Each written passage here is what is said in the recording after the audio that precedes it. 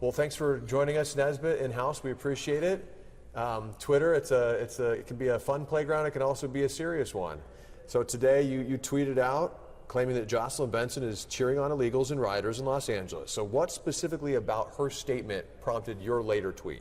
Yeah, at the end of the day, this is all about keeping our communities safe and families safe. And what you have are lawbreakers that federal law enforcement is executing, proper enforcement against. And what Jocelyn Benson is saying, that folks physically trying to stop federal law enforcement is a good thing. This is ridiculous. Let's just get back to basics. Let's get back to common sense. Local law enforcement should be working with federal law enforcement. And when people intercede law enforcement, there's consequences that happen.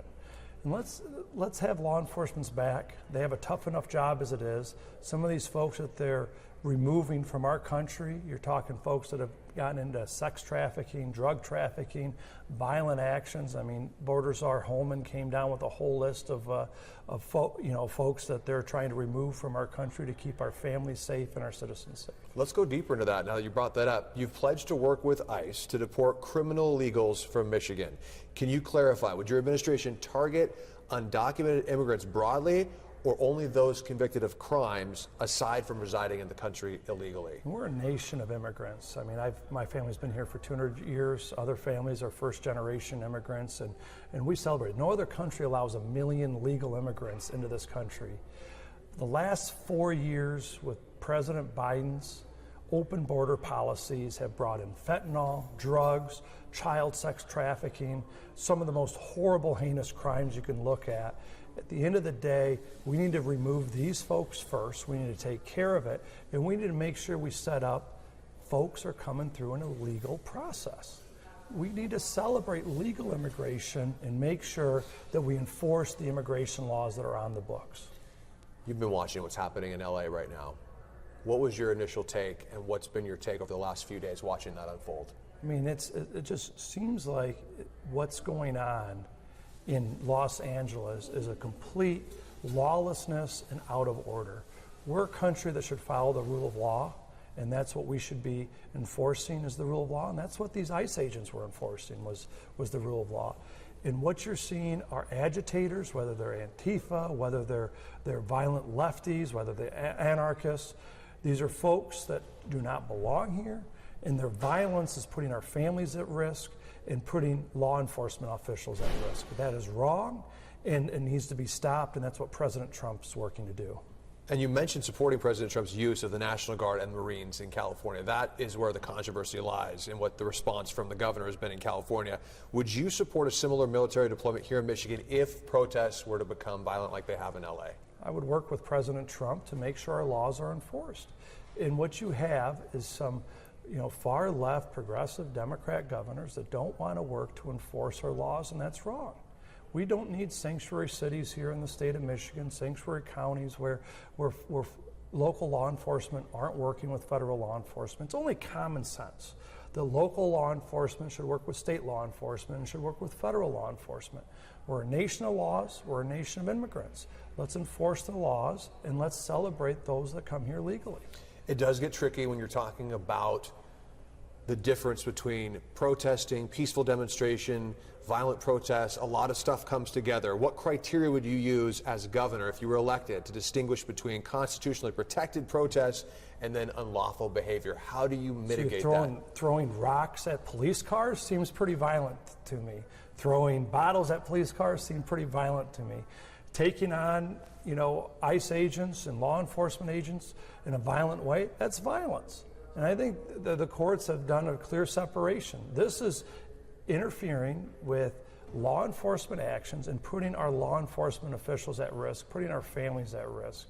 This is somebody's dad, this is somebody's brother, this is somebody's sister that's trying to enforce our laws. We're either a nation of laws or a nation of lawlessness. And I'm going to fall on the order of law and order, and I'm going to fall on the order that we have laws to enforce. Let's talk about what the critics are saying about how Trump is navigating through this. Critics say that President Trump's language, your language, words like cheering on illegals and burning cities, they have a problem with that rhetoric.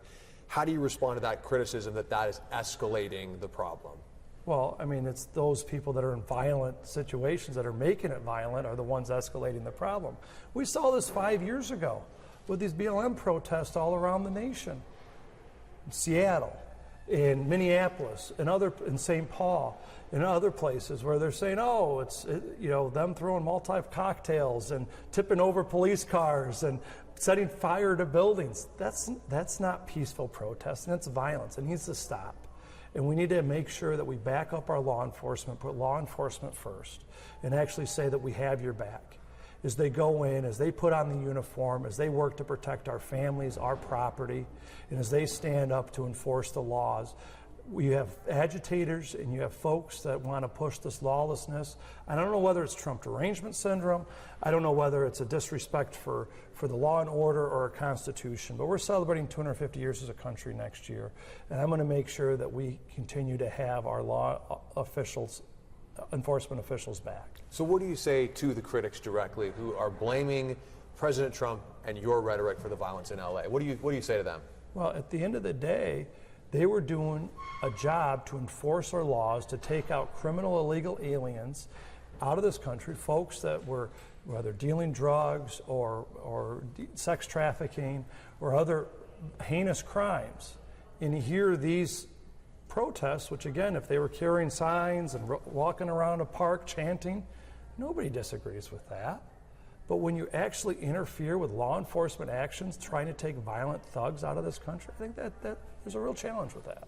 Final question for you, Senator Nesbitt. How would your approach to immigration enforcement and public safety differ from what we've seen under Governor Whitmer and Secretary of State Jocelyn Benson if she were elected? How would your approach be different than theirs? Well, first off, Jocelyn Benson has allowed both illegal aliens and foreign nationals to actually vote in our elections. That needs to stop. I mean, a Chinese national voting in our election last year and others voting in our election, that's wrong, and that's something Jocelyn Benson allowed. And actually, a few weeks before that happened, said it doesn't happen in the state, and she was wrong on that.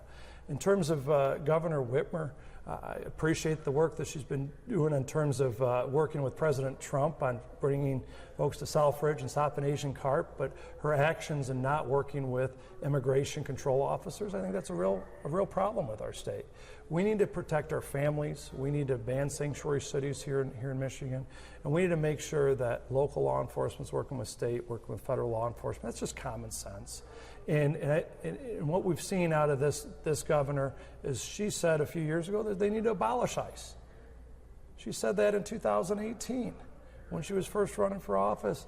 I'm somebody that's going to say we need to work with our law enforcement. These are folks that put on the uniform every day to protect our families, protect our citizens, and actually protect our property.